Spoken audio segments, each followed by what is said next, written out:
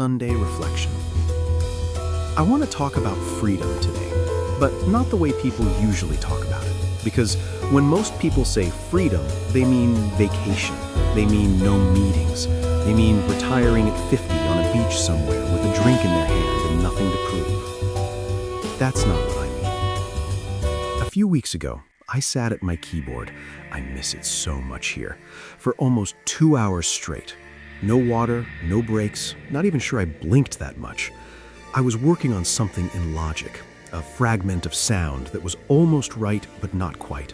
So I kept going, adjusting, listening, adjusting again, the same 4 bars, probably 100 times, maybe more. My wife walked by at some point and gave me that look. You know the one, the "are you okay" look?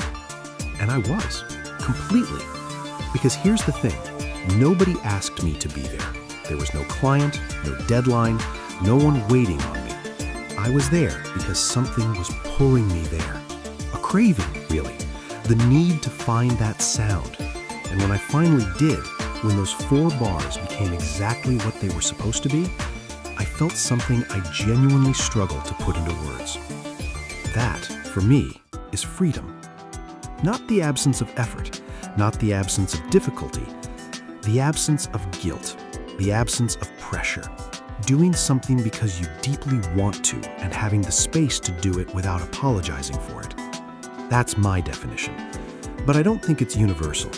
For someone else, freedom is a run at 5 a.m. before the world wakes up. For another person, it's cooking something complicated on a Saturday with no recipe and no plan. For another, it's reading an entire book in one sitting just because. The shape varies, the feeling doesn't.